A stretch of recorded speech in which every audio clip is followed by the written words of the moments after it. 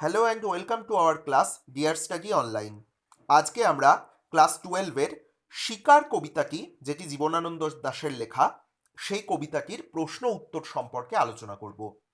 এর আগের দিন একটা সামগ্রিক ও তুল্যমূল্য আলোচনায় আমরা শিকার কবিতাটির সার্বিক বিশ্লেষণ তোদের সামনে নিয়ে এসেছিলাম এবং আজকে সেই অনুক্রমটাকে বজায় রেখেই আমরা যে সুনির্দিষ্ট কিছু প্রশ্ন উত্তর এখান থেকে সম্ভাব্য হিসাবে অবশ্যই বেছে নেওয়া হয়, তো সেই প্রশ্নগুলোর সামগ্রিক বিশ্লেষণ করতে থাকব।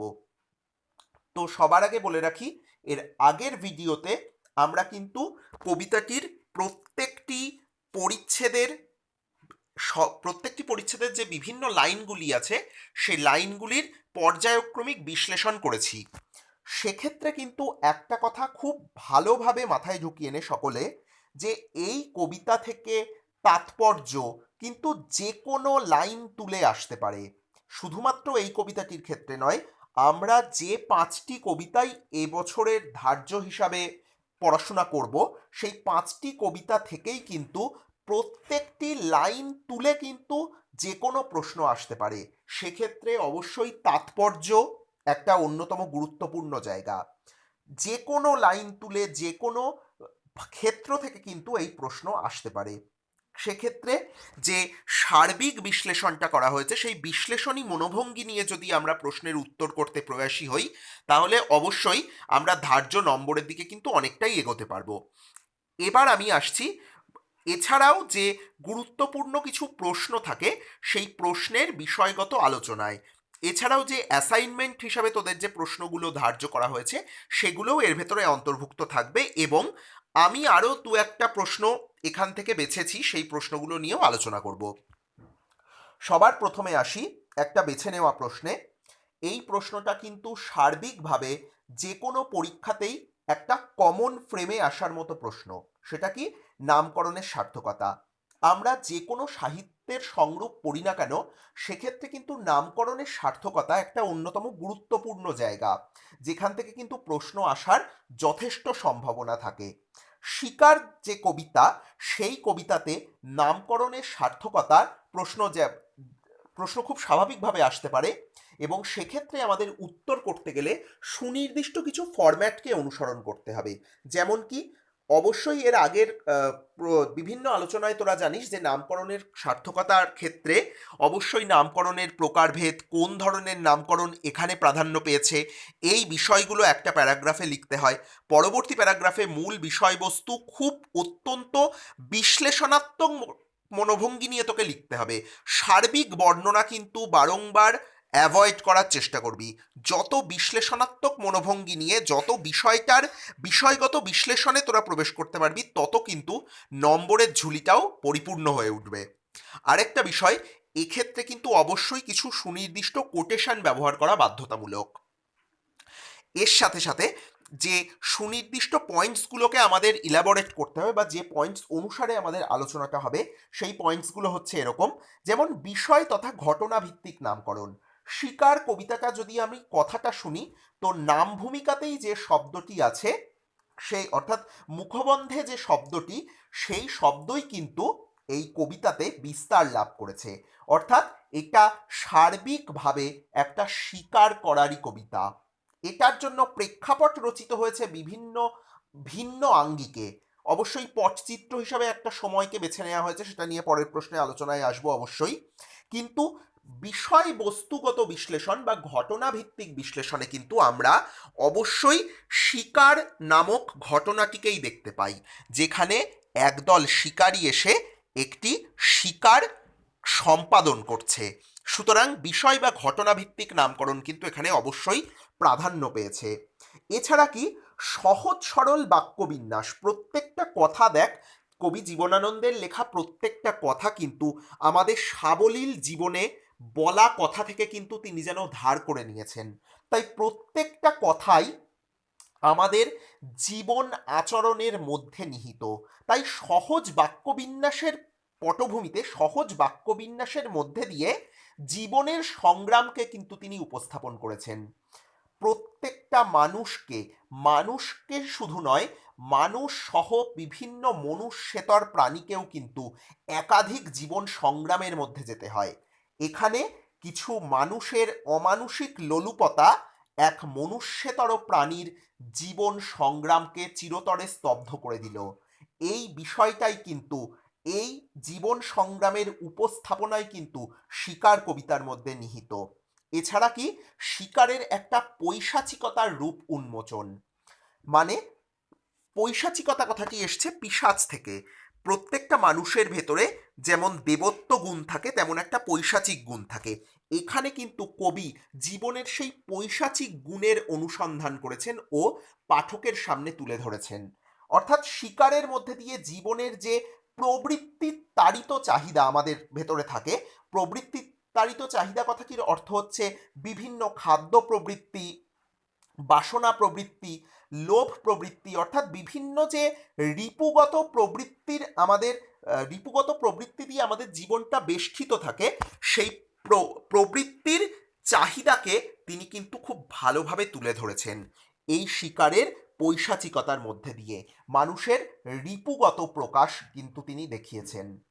এই বিশ্লেষণের মধ্যে দিয়ে, এই বিশ্লেষণের ডিটেলস পর্যালোচনার মধ্যে দিয়ে যদি আমরা এই প্রশ্নের উত্তরের দিকে অগ্রসর হই, তাহলে কিন্তু আমরা অবশ্যই এই পয়েন্টসগুলোকে ইলাবোরেট করতে হবে, তাহলেই অবশ্যই নম্বরের ক্ষেত্রেও কিন্তু আমরা এগিয়ে যাব।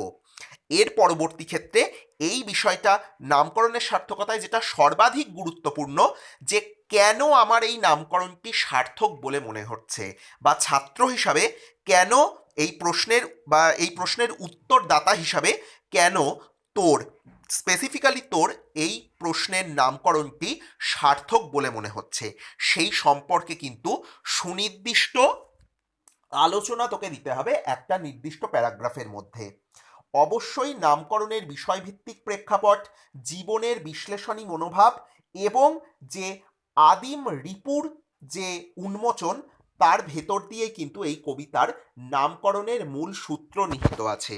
এইগুলোকে যদি আমরা বিশ্লেষণ করতে পারি, অবশ্যই এই প্রশ্নের উত্তরটাকে খুব সার্বিকভাবে উপস্থাপন করতে পারবো। পরবর্তী ক্ষেত্রে দেখ, কবিতায় ভোর শব্দের ব্যবহারিক প্রয়োগ, এই বিভিন্ন বেশ কিছু প্রশ্ন কিন্তু তোদের অ্যাসাইনমেন্টেও দেয়া হয়েছে। শিক্ষক শিক্ষিকা তারা দিয়েছেন কিন্তু এই বিভিন্ন বিষয়ভিত্তিক প্রশ্নগুলি। এক্ষেত্রে কবিতায় ভোর শব্দের ব্যবহারিক প্রয়োগ কিন্তু অবশ্যই অত্যন্ত গুরুত্বপূর্ণ। খুব ভালোভাবে দেখ, প্রত্যেকটি কবিতার যে প্যারাগ্রাফটা শুরু হয়েছে কিন্তু ভোর কথাটির মধ্যে দিয়ে। ভোর কথাটি একাই কিন্তু বিষয়ের প্রেক্ষিত বা প্রেক্ষাপটটাকে উপস্থাপন করেছে।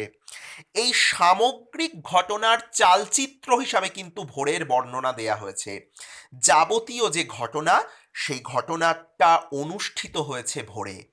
প্রথম অংশে ভোরের একটা মনোমোহিনী রূপ বিশ্লেষণ করা হয়েছে। জীবনানন্দ বরাবরই রোম্যান্টিক কবি, একটা মাদকতা তিনি জীবনে পছন্দ করতেন।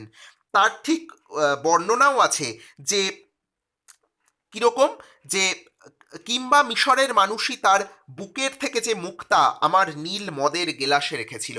এখানে কিন্তু কবি সরাসরিভাবে সেই মদিরা, সেই মাদকতা, সেই আচ্ছন্নতাকেই ইন্ডিকেট করেছেন।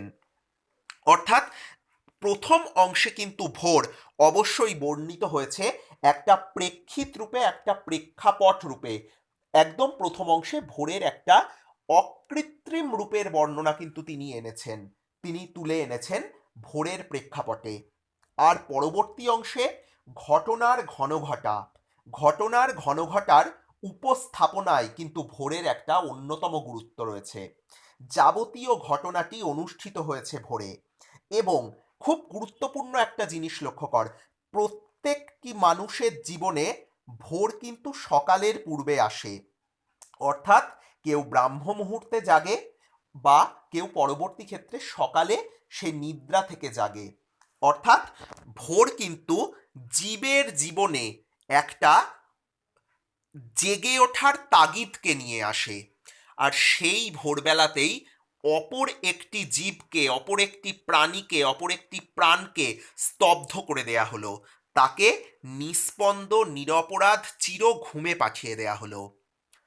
সুতরাং এই কবিতায় ভোর কিন্তু দ্বিতীয় প্রেক্ষাপটে একটা বৈপরীত্যের পটভূমিকেও রচনা করেছে। যে ভোরে সকলে নিদ্রা শেষ করে জাগরিত হয়, সেই ভোরেই কিন্তু একটা প্রাণীকে চিরনিদ্রায় শায়িত করে দেয়া হলো, শুধুমাত্র তার শরীর থেকে মাংস কেটে নিয়ে নিজের ক্ষুধাকে নিবারণের জন্য, নিজের ক্ষুধাকে তৃপ্তি দান করার জন্য। অর্থাৎ এইভাবেই কিন্তু দুটো আঙ্গিকেই ভোর দুটোই আলাদা ক্ষেত্রকে আমাদেরকে বুঝিয়েছে। এছাড়াও যে প্রশ্নগুলি অবশ্যই শিক্ষক শিক্ষিকা মণ্ডলী বেছে দিয়েছেন, সেইগুলো সম্পর্কিত অবশ্যই একটু আলোচনা করে নিই। একটি তারা এখনো আকাশে রয়েছে, তারাটির উপস্থিতিকে কবি কিভাবে বর্ণনা করেছেন? অবশ্যই যে প্রসঙ্গটা একটু আগেই নিয়ে আসলাম, যে জীবনানন্দ কিন্তু একটা অত্যন্ত রোম্যান্টিক কবি এবং অত্যন্ত মাদকতাময় কবি। প্রথম পরিপ্রেক্ষিতে যেহেতু ভোর একটা অকৃত্রিম অনিবর্চনীয় সৌন্দর্য নিয়ে কবির কাছে হাজির হয়েছে, সেই কারণে কিন্তু এই তারাটির বর্ণনা বা তারার যে আহ, উপস্থাপনা তিনি করেছেন, সেই উপস্থাপনায় কিন্তু অবশ্যই গোধূলি মেয়েটির সলজ্জ ভঙ্গি এবং গোধূলি মেয়েটির একাকিত্ব নিহিত রয়েছে। এবং পরবর্তী অংশে এক মিশরের মানুষই যে কবিকে মাদকতায় ভুলিয়ে রেখেছিল, যে কবিকে মদিরায় আচ্ছন্ন করে রেখেছিল, তার বুকের মুক্তার সাথে সেই প্রজ্বলিত তারাটি তুলনীয় হয়ে উঠেছে। অর্থাৎ প্রত্যেকটি অংশ থেকে একাকিত্বকে কবি খুঁজে বার করে এনেছেন এবং তারাটির একাকিত্বের সাথে তিনি মিলিয়ে দিয়েছেন। এইভাবেই কিন্তু তারাটির উপস্থিতিকে একাকিত্বের দ্যোতক হিসাবে তিনি বর্ণনা করেছেন। পরবর্তী প্রশ্নে আসছি, সূর্যের আলোয় তার রং কুমকুমের মতো নেই আর। কিসের কথা বলা হয়েছে? অবশ্যই এখানে কিসের কথা? কবিতার যে পটচিত্রে বর্ণিত হয়েছে যে দেশওয়ালিরা শরীর রাখবার জন্য সারা রাজ্যে আগুন জ্বেলেছিল মাঠে, সেই আগুন জ্বলার যে আগুনের সেই তীব্রতা, সেই তীক্ষ্ণতাটা আর এখন তার বর্ণিল আভা, সেই বর্ণিল আভাটা কিন্তু এখন আর কুমকুমের মতো তীব্র তীক্ষ্ণ লাল নয়। সে তার বর্ণিল আভাকে হারিয়ে ফেলেছে সারা রাত জ্বলে। আগুন তার বর্ণিল আভাকে সারা রাত জ্বলে হারিয়ে ফেলেছে।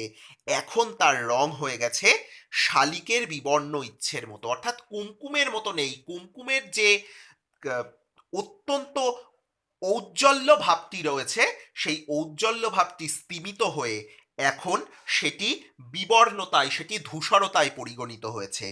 এই বিষয়টি কিন্তু অবশ্যই এখানে ইন্ডিকেট করতে হবে। এবং পরিশেষে আরেকটি প্রশ্ন আছে, সেই প্রশ্নে কিন্তু এটি অত্যন্ত খুব বিষয়গত উত্তর হবে, যে এসেছে সে ভোরের আলোয় নেমে, কে কেন নেমে এসেছিল? অবশ্যই এর উত্তরটা আমার থেকে বেশি ভালো আশা করি তোরাই দিতে পারবি। কে কেন নেমে এসেছিল?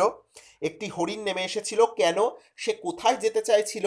সে নিজস্ব মনোভঙ্গিতে কি কি পরিকল্পনা নিয়ে রেখেছিল, কি কি পরিকল্পনার জাল সে বিস্তার করেছিল, সে সম্পর্কে অবশ্যই ইন্ডিকেট করতে হবে বা উত্তরে লিখতে হবে। এবং তার পরিণতি কি হয়েছিল, হরিণের যে ট্র্যাজিক পরিণতি, যা শিকারের মর্মবস্তুকে সার্থক করে তোলে, সেই ট্র্যাজিক পরিণতিকারী কিন্তু একটা বর্ণনা ও বিশ্লেষণ দিতে হবে। একটা কথা কিন্তু বারংবার বলছি, যে বিশ্লেষণ মুখ্যতা কিন্তু যে কোনো সাহিত্যের ক্ষেত্রেই প্রাধান্য দেয়া হয়। বর্ণনা থাকবে বিশ্লেষণকে এগিয়ে নিয়ে যাওয়ার জন্য। শুধুমাত্র বর্ণনা মুখ্যই যেন কোনো টেক্সট বা কোনো সাহিত্যে শুধুমাত্র বর্ণনা মুখ্য যেন না হয়ে যায় উত্তরের ক্ষেত্রে, এই বিষয়টা একটু লক্ষ্য রাখিস। এছাড়া আরও বেশ কিছু লাইন কিন্তু গুরুত্বপূর্ণ। সেক্ষেত্রে যেমন একটা অদ্ভুত শব্দ, এটা দিয়েও কিন্তু প্রশ্ন আসতে পারে যে অদ্ভুত শব্দটি কেন হয়েছিল, তার ফলশ্রুতি কি হয়েছিল।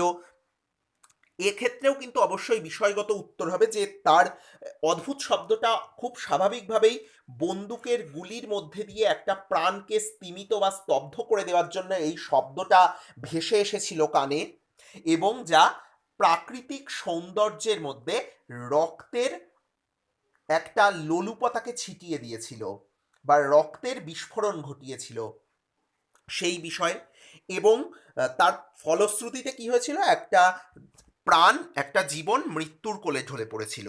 খুব স্বাভাবিকভাবেই এই উত্তরটা বিস্তৃতভাবে বলতে হবে প্রশ্ন অনুযায়ী।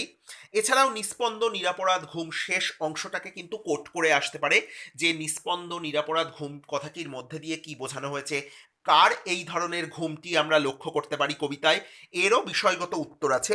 এছাড়াও আরও বেশ কিছু গুরুত্বপূর্ণ লাইন কিন্তু আছে, যেমন একটা সার্বিকভাবে যে কবিতায় উপমা ব্যবহারের যে কবির দক্ষতা সেই সম্পর্কে আলোচনা করো।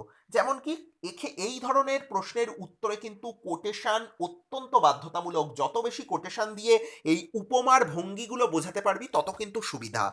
যেমন ময়ূরের সবুজ নীল ডানার মতো ঝিলমিল করছে, বা হচ্ছে সারা রাত, এক্ষেত্রে সুন্দর বাদামি হরিণ, হরিণের আগে বাদামি শব্দের প্রয়োগ, ময়ূরের সবুজ নীল ডানা, এছাড়া হচ্ছে ভোরের যে রং প্রথম অংশে আছে, এই একাধিক উপমা কিন্তু এখানে ব্যবহার করা হয়েছে।